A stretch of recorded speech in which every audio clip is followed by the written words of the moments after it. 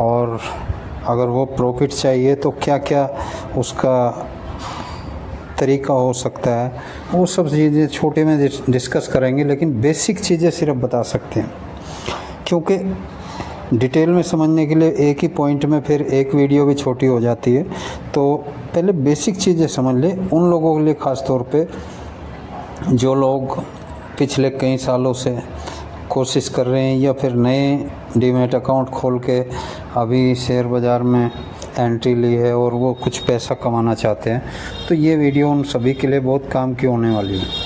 सबसे पहले समझ लेते हैं शेयर बाज़ार की चाबी किसके पास है, किसके पास अधिकार है यहाँ से पैसा कमाने के लिए। तो इसमें सबसे इम्पोर्टेंट चीज़ समझ लें कि शेयर बाज़ार है क्या। थोड़ा सा हम शेयर बाज़ार के जन्म के बारे में ले लेते हैं।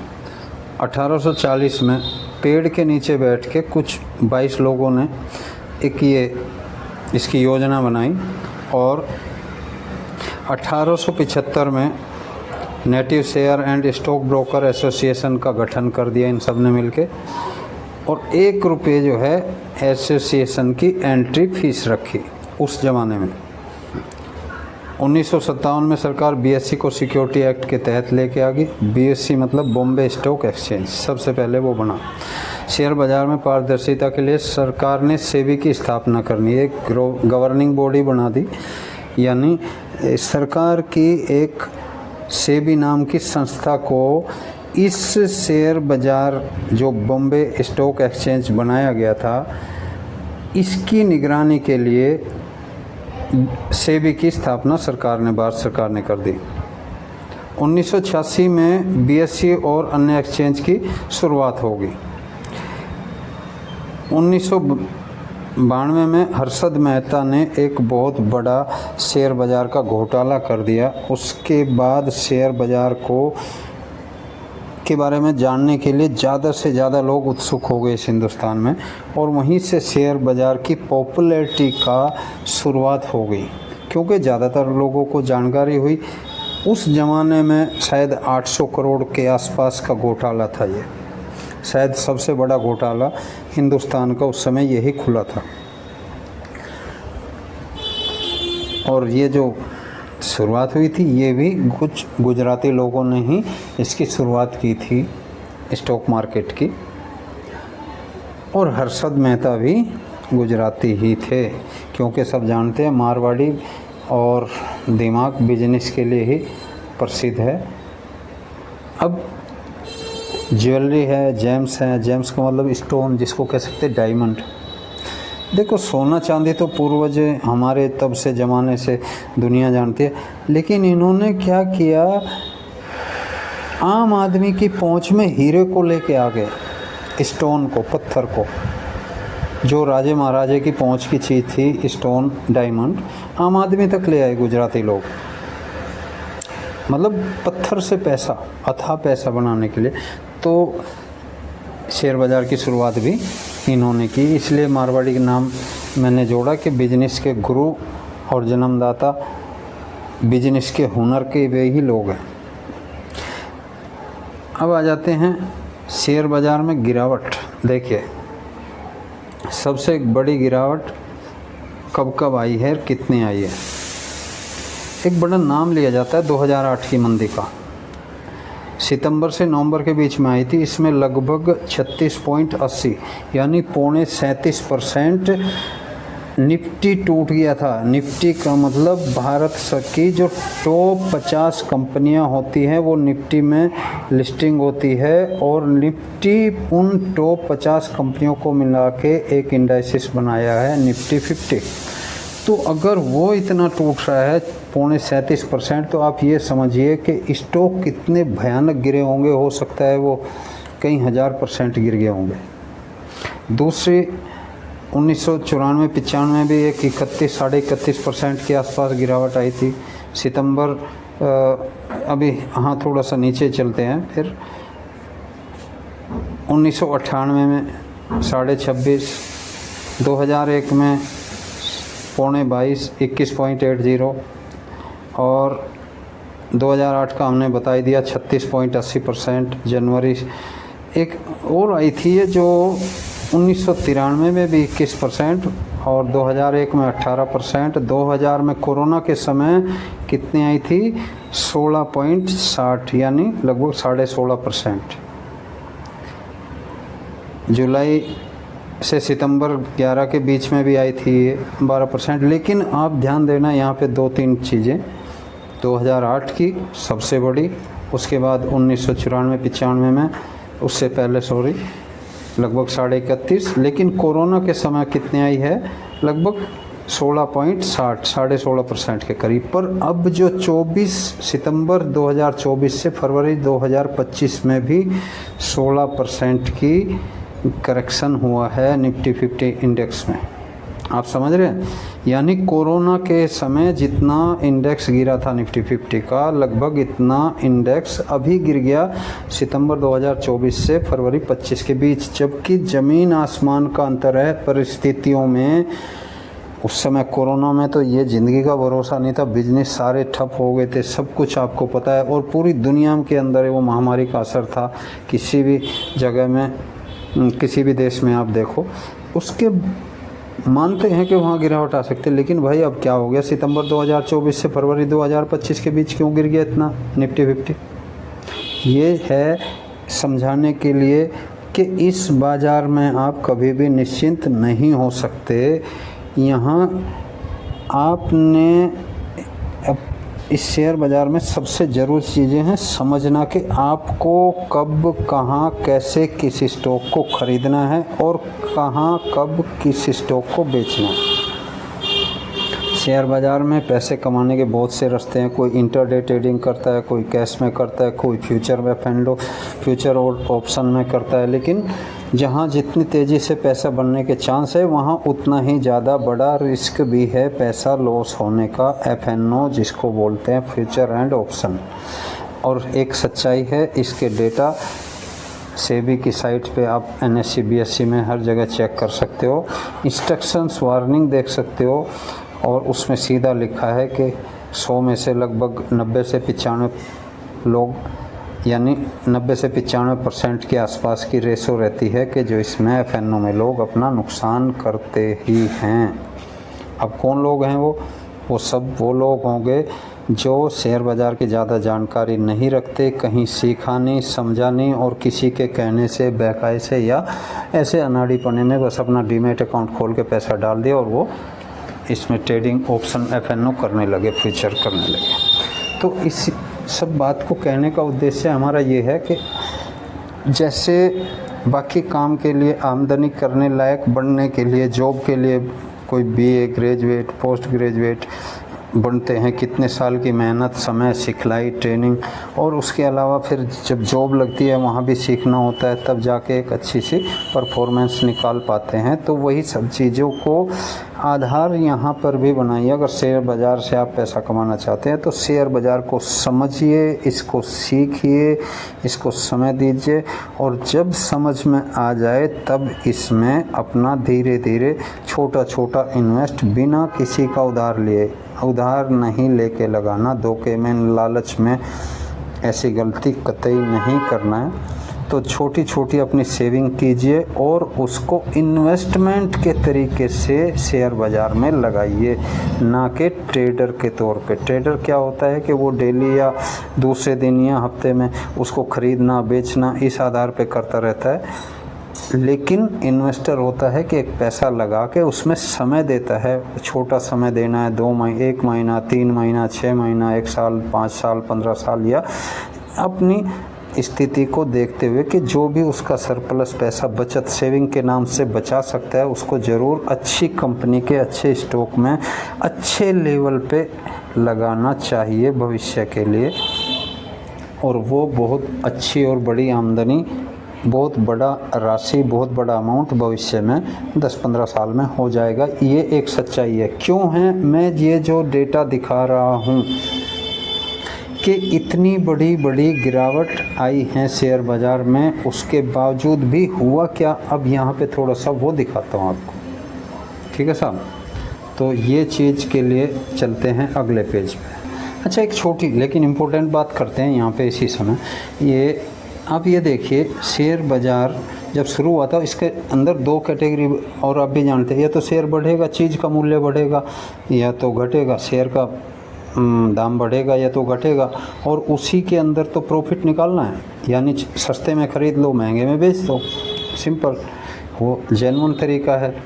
और वो था कि भारत की जो अच्छी कंपनियां हैं, फिजिकली बिजनेस है, जैसे आप सब जानते हैं हमारे टाटा, बिरला और इस महिंद्रा, उस ज़माने में महिंद्रा जी इतने नहीं थे, मतलब, लेकिन उस समय में जो टॉप कंपनियां रही होंगी, आज शायद उनमें से कई नहीं हैं, या तो कई हैं तो बहुत बड़ी हो चुकी हैं, तो उनका एक आधार होता था कि इनके तिमाही नतीजे आते हैं, कितनी उसकी सेल बढ़ी, कितना प्रॉफिट बढ़ा, किस मार्जिन रेशो में कितने % वो बढ़ोतरी हो रही है अगले, यानी साल दर साल कितनी उसकी ग्रोथ होगी, तो हमारा पैसा बैंक से ज़्यादा तेज़ी से इसमें बढ़ जाएगा। और वही वजह थी कि बैंक के मुकाबले इसमें ज़्यादा तेज़ी से पैसा बढ़ जाएगा शेयर बाज़ार में, तो अच्छी कंपनियों में लोग पैसा लगाते थे, और वो कभी रिज़ल्ट ख़राब आए तो वो गिर जाता था। तो एक तरह से यहीं से उसको एक अलग रूप भी दे दिया गया, एक जेन्युइन इन्वेस्टमेंट के तौर पे। क्योंकि यदि बैंक में लोग एफडी करते हैं, वहाँ ये थोड़ी बैंक को घाटा हो जाए, बैंक को कितना एनपीए हो गया, कितना प्रॉफिट, बस बैंक में कौन ज़्यादा ब्याज दर दे रहा है हमारी सेविंग पे, हमारी एफडी पे, उसी बैंक में हम सेविंग कर देते हैं।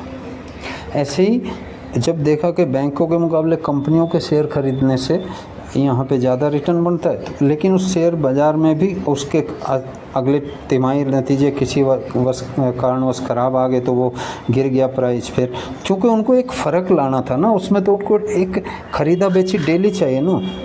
ये जो इस तरह की सोच के लोग होते हैं जो बढ़िया वाली, तो वो हर समय मुनाफे और उसके मुनाफा कैसे कमाया जाए उसके तरीके बनाते रहते हैं।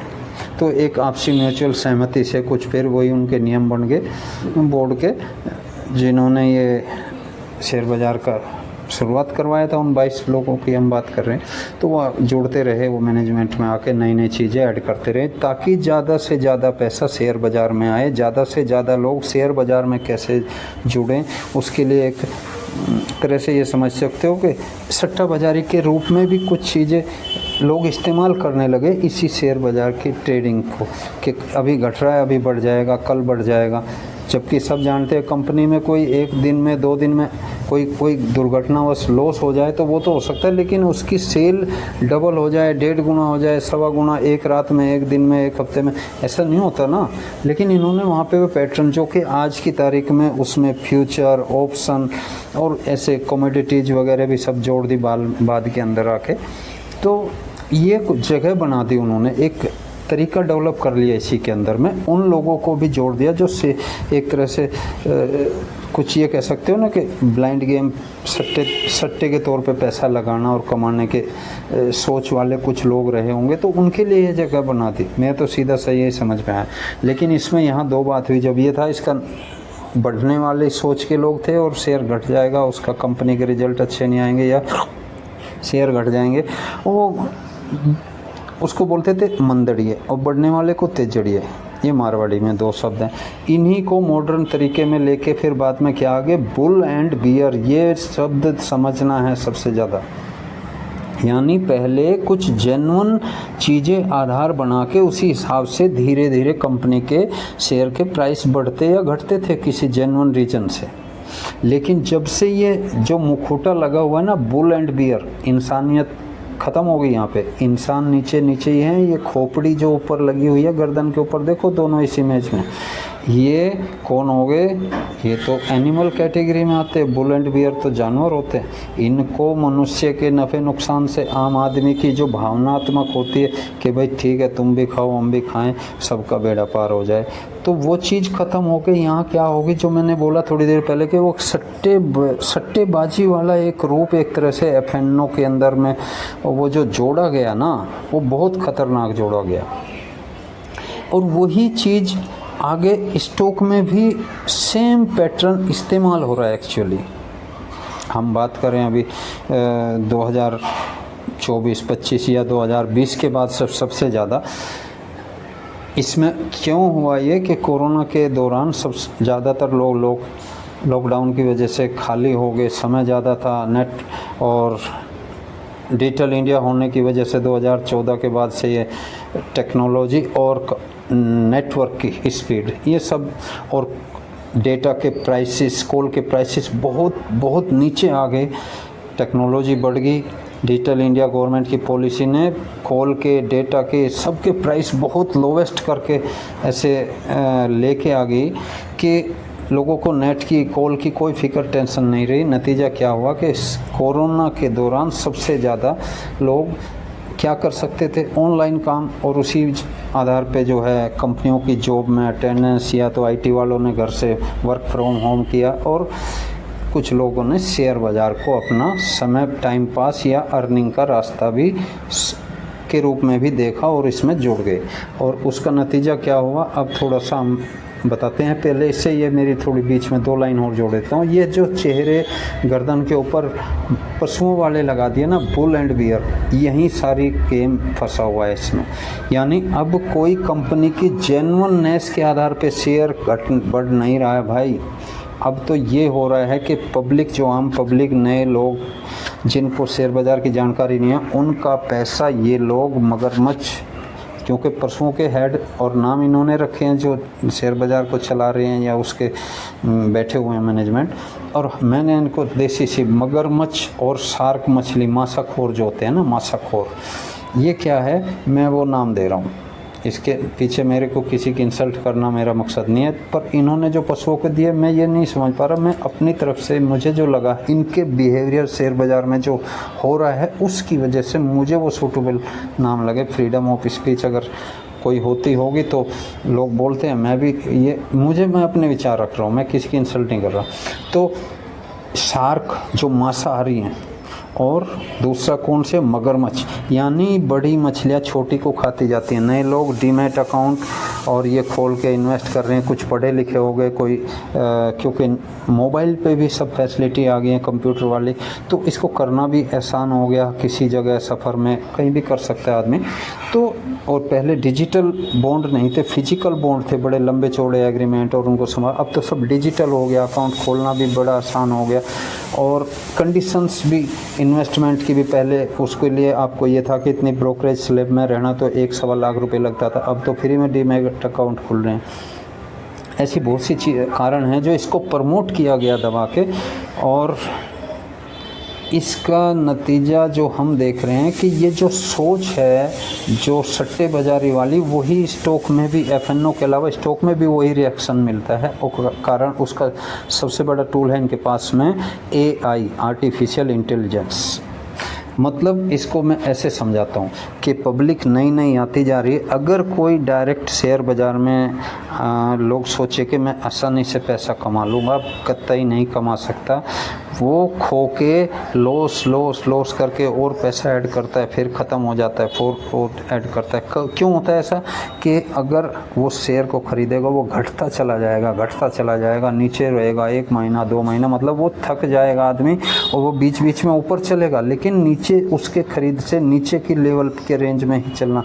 कभी कभी बीच में उसके 1-2 रुपये ऊपर आ भी जाएगा, 5 रुपये, और जैसे ही उसको वो सोचेगा कि अब तो ऊपर निकलेगा, अगले टाइम में वो उसी दिन या फिर बीच में फिर नीचे चला जाएगा। वो कुल मिला के प्रॉफिट नहीं देगा भाई, आपका पैसा उसमें फंसा रहेगा। दुखी हो गए क्या करोगे, दूसरा भाग रहा है तो किसी और ने बता दिया, क्योंकि खुद से नहीं सीखा। ज़्यादातर लोग ऐसे हैं जो लॉस करते हैं, तो वो दूसरा खरीद लेंगे, उसको लॉस में स्टॉप लॉस लगा के बाहर हो जाएंगे, फिर वही कहानी दूसरे में। और होते होते क्या होगा नतीजा के लॉस, यानी इसकी टोपी उसके सिर। यानी होगा क्या कि आम पब्लिक का पैसा इन्हीं मगरमच्छ, इन्हीं शार्क, इन्हीं मासाखोरों के पास जाता रहता है घूम के। क्योंकि शेयर जो आप खरीदोगे इन्हीं के पास तो हैं, और कौन बेच रहा है भाई। अब इनसे जब आपने ख़रीदा, मान के चलो 100 रुपये में, जब आपको 100 रुपये में ये बेच रहे हैं, तो आप क्या सोच रहे हो, आपको ये आपसे वापसी 120 में ख़रीदेंगे क्या? नहीं। ये अगर आपको इन्होंने 100 रुपये में बेचा, यानी आपने अगर किसी ख़रीदा है तो बुल या बियर से ही ख़रीदोगे आप, किसी भी मगरमच्छ से, या तीसरी कौम है अदर्स, है ना, वे भी सारे बड़े बड़े मगरमच्छ हो रहे हैं, जिसमें बड़े बड़े नाम आप जानते होंगे। हमारे एक बड़े रेस्पेक्टेड झुनझुनवाला जी का नाम है, वो भी आपके जैसे किसी ज़माने में थे, लेकिन उन्होंने इसकी ट्रिक्स पकड़ ली और किस्मत ने साथ दिया तो हज़ारों। उसी के बाद तो बहुत सारे नाम हैं, उनमें किसी का नाम नहीं लेना चाहता, उदाहरण के लिए सिर्फ इस्तेमाल कर रहा हूँ। कचौलिया जी हो गया, XYZ, लेकिन शुरुआत बेस उनका सबको देखो लो क्या था, फंड क्या था। अगर आज उनके पास हज़ारों करोड़ रुपए का फंड है या उसके आसपास की वेल्थ क्रिएट कर ली, तो कहाँ से आया वो पैसा? आप पब्लिक, आम लोगों के जो लॉस हुआ वही पैसा उनके पास गया। सिंपल बात है, कोई डाउट नहीं है इसके अंदर। तो इसके लिए आप ये सोचो कि इस बाज़ार में आप के पास कितना पैसा लेके आ रहे हो, कितनी नॉलेज के साथ आ रहे हो, कितना इंफ्रास्ट्रक्चर है, टूल यानी AI, कंप्यूटर, रिसर्च टीम आपके पास है क्या? जो इनसे आप सोच रहे हो कि इनसे मैं मंदा खरीद के इन्हीं को महंगा बेच दूंगा, क्या इतना आसान है वो?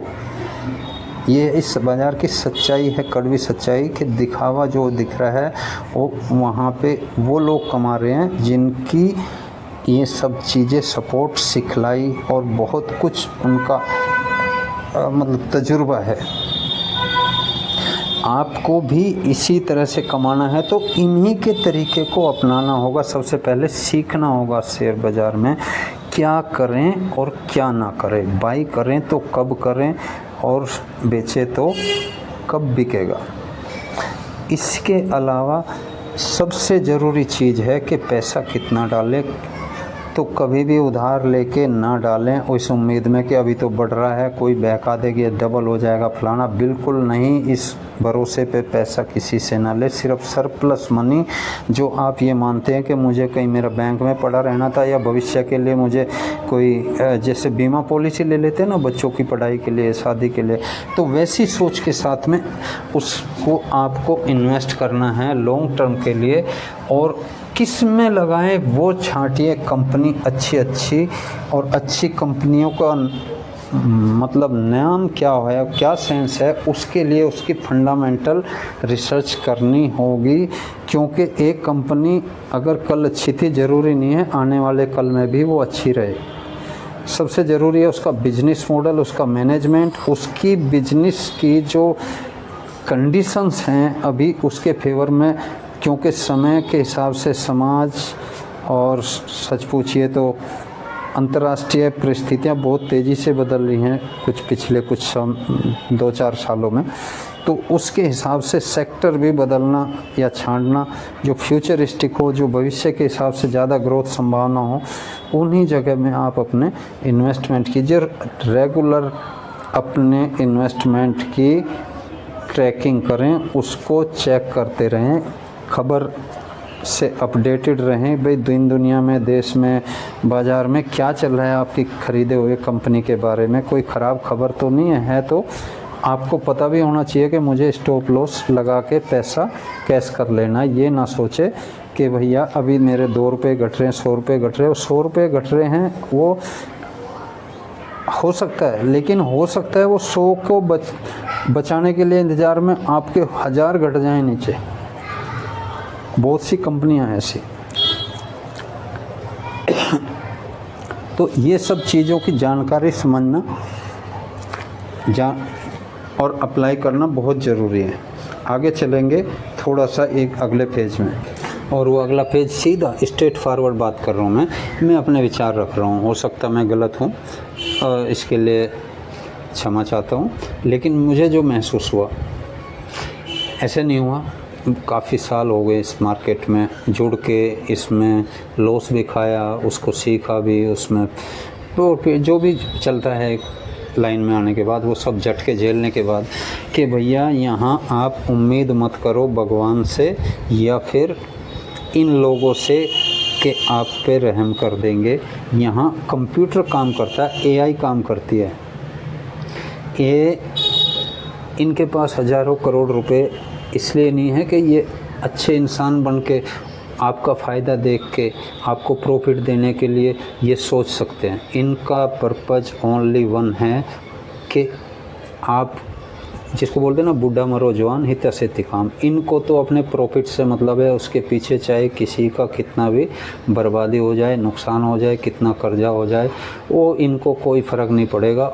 और मेरा तजुर्बा है कि इस बाज़ार के अंदर भावनाओं में जिसने भी ट्रेडिंग की या शेयर बाज़ार में काम किया वो हमेशा नुकसान में चला गया। तो आपको भी इन्हीं के बीच से, अगर इन्हीं से ख़रीद के प्रॉफिट कमाना है तो अपनी काबिलियत, अपनी अंडरस्टैंडिंग, अपनी सोच, एक डिसिप्लिन, अनुशासन और बिल्कुल जिसको बोलते हैं ना सिद्धांत के आधार पे काम करने वाली बनानी पड़ेगी इस शेयर बाज़ार में प्रॉफिट कमाने के लिए। अगर आप अनुशासित होकर, जिसको बोलते हैं ना कि भाई मुझे 2 ट्रेड लेने हैं, 2 ही लेने हैं, जोश में आके, टेंशन में आके कोई गलती नहीं करनी, बिल्कुल डिसिप्लिन अनुशासन में रह के सिद्धांत बनाने के मुझे इतना, ये मेरा स्टॉप लॉस हिट हो जाएगा, मैं बाहर हो जाऊंगा, मैं उसको नहीं करूंगा। लेकिन ख़रीदने से पहले मैं ये सारे फंडामेंटल कंडीशन क्राइटेरिया मीट हो रही है, मतलब कि ये जो चीज़ें होनी चाहिए ख़रीदने से पहले वो मैं सब देख के अगर मेरी मीट हो रही है तो मैं फिर जब ख़रीदूँगा किसी के कहने बहकावे से नहीं। तो वो क्या क्या जानकारियाँ होनी चाहिए वो आगे बात करेंगे हम वीडियो में। ये मेरा उद्देश्य था, ये जो बुल और बियर वाली बात पे मुझे सबसे ज़्यादा फोकस करना पड़ा। अगर ये समझ गए ज़िंदगी में, दिमाग में से अगर आपने ये चीज़ नहीं निकाली ना, आप मार नहीं खाओगे। अब आगे चलता है कि हमारा प्रॉफिट लॉस यही 2 हैं शेयर बाज़ार में। अब कितनी तरह से लोग यहाँ पे शेयर बाज़ार में काम कर सकते हैं पैसा कमाने के लिए। एक होता है सबसे आसान और सबसे सुरक्षित, और वो है इन्वेस्टमेंट थोड़ा लंबे समय के लिए, और वो होता है अच्छी कंपनियां छांट के। अब कितनी फ्यूचरिस्टिक बिजनेस है, यानी भविष्य में कितनी ज़्यादा ग्रोथ का वो दिखता है। नंबर 2, अपने सेक्टर, अपने सेगमेंट में वो लीडर हो, ताकि उसका कंपटीटर कम हो, तो उसको तो आगे बढ़ना ही बढ़ना है। कंजम्पशन बहुत है, लगभग 140 करोड़ भारत की आबादी है, और विदेशों में भी एक्सपोर्ट होता है अच्छी कंपनियों के, तो उसको वहाँ पे बड़े ग्रोथ करने के लिए रास्ता खुला पड़ा है। तो आप जब उसका शेयर खरीदोगे तो आपके पैसे की बढ़ोतरी बहुत ज़्यादा होने के चांसेस हैं, और यही चीज़ समझनी है और यही चीज़ को सीखना है, और इसी बात को अप्लाई करना है। आगे समय समय पे कंपनी, बिजनेस और उनके अंदर कुछ चेंज होती रहती है, कुछ एक्वायर करती है, यानी दूसरी कंपनी को ख़रीदती रहेंगी, दूसरे देश की कंपनी को ख़रीद के अपने में मिलाती रहेंगी, तो उससे भी उनके बिजनेस प्रॉफिट पे असर पड़ता है। तो वहाँ पे वो इन्वेस्ट करती हैं, पैसा लगाती हैं ख़रीदने में दूसरी कंपनी को। तो किस लिए खरीदती हैं कि मेरे यूके के अंदर एक कंपनी खरीद ले, मेरा बिजनेस वहाँ पे भी चला जाएगा, क्योंकि वहाँ कंपनी डायरेक्ट बिजनेस करने के लिए उन सरकारों के नियम और जो रूल हैं बहुत अलग हैं, तो उसमें वहाँ नहीं कर सकते। तो वहाँ की कंपनी को ख़रीद के उसके थ्रू वो अपना बिजनेस कर लेती है कंपनी, अपना प्रॉफिट बढ़ाने के लिए। तो उनका जो वो बिजनेस एक्सपेंशन के लिए वहाँ पे पैसा इन्वेस्ट किया है, तो उसकी वजह से इसके प्रॉफिट, जो रेगुलर प्रॉफिट आ रहा था उसमें फ़र्क पड़ता है, कम हो सकता है, कुछ समय के लिए डिले हो सकता है, बाद में बेशक बढ़ेगा वो, लेकिन इनकी वजह से उसके शेयर उस अगले कुछ 3 महीने, 6 महीने, 1 साल के लिए, जब तक कि उसकी ग्रोथ नहीं बढ़ जाती तब तक के लिए शेयर रुक जाते हैं। वो साइडवेज बोलते हैं, एक ही रेंज में फंसा रहता है, ना ज़्यादा घट रहा है ना ज़्यादा बढ़ रहा है। तो ये बहुत सारे अलग अलग कारण होते हैं। ये सब चीज़ें समझना ज़रूरी है किसी भी स्टॉक को ख़रीदने से पहले। अच्छी कंपनी भी हो या फिर नई कोई, जैसे अभी आज की तारीख में हम बात करें तो clean energy, green energy, solar energy, बहुत नाम दे दिए हैं। इस सेक्टर की कंपनियां बहुत नई भी जो थी बहुत आगे बढ़ी हैं, बहुत ज़्यादा। कई कंपनियां तो 5-5, 6-6 गुना हो गए, 10-10 गुना हो गए स्टॉक। क्या, लेकिन वो सच्चाई अलग है कि क्या वो उस वैल्यूएशन के हिसाब से उनका प्राइस सही है?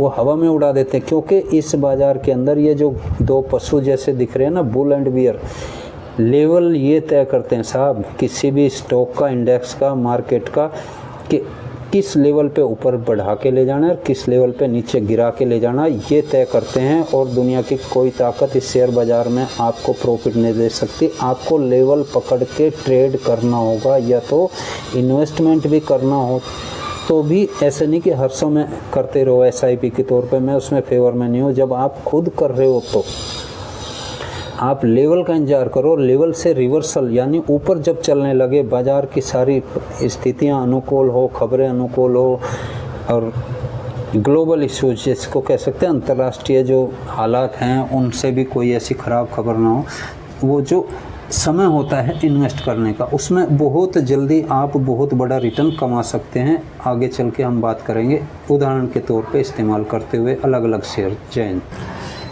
अच्छा, थोड़ा सा हम और शुरू कर लेते हैं कुछ चीज़ें। देखो, शेयर बाज़ार के नाम सबने सुना है, ज़्यादातर लोगों ने, मैच्योर्ड आदमी जितने भी, लेकिन इसके कुछ टेक्निकल नाम होते हैं। देखिए, राम को राम और अल्लाह को अल्लाह बोलना पड़ेगा, उनका मतलब आपको समझ में आ जाता है वे कौन है, क्या है, उनकी अहमियत। ठीक है, ऐसे ही